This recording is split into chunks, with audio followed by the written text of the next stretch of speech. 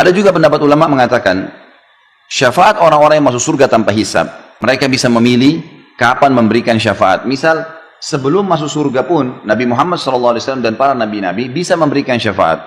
Sebelum masuk surga. Jadi masih selesai timbangan amal, itu sudah ada syafaat-syafaat mereka. Ada orang-orang yang dapat syafaat.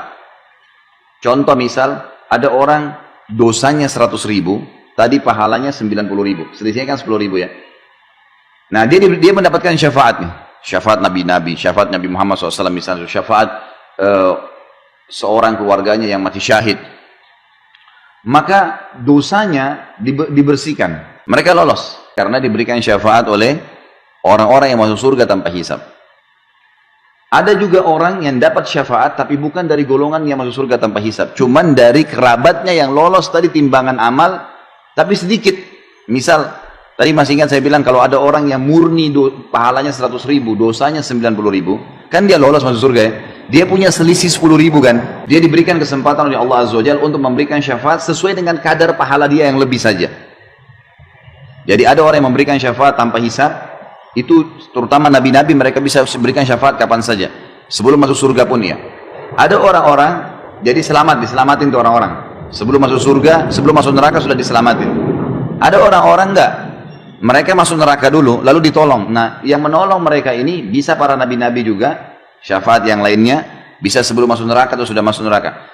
Ada juga kerabat mereka yang lolos timbangan amal tapi kadar selisihnya sedikit. Misal antara pahalanya 100.000, dosanya 90.000.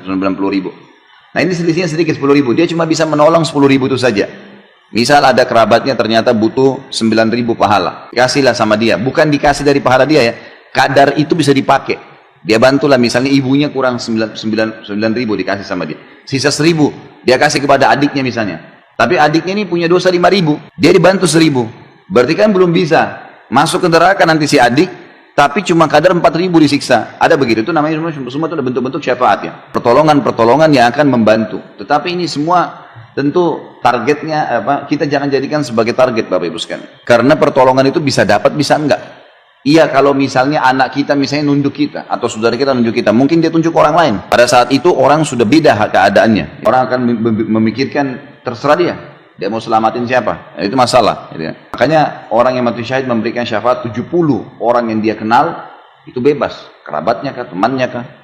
Sampai para sahabat kalau mereka berperang, sebelum masuk di kancah peperangan mereka saling berwasiat, nanti kalau saya mati duluan syahid, Allah mudahin saya akan berikan kau syafaatku.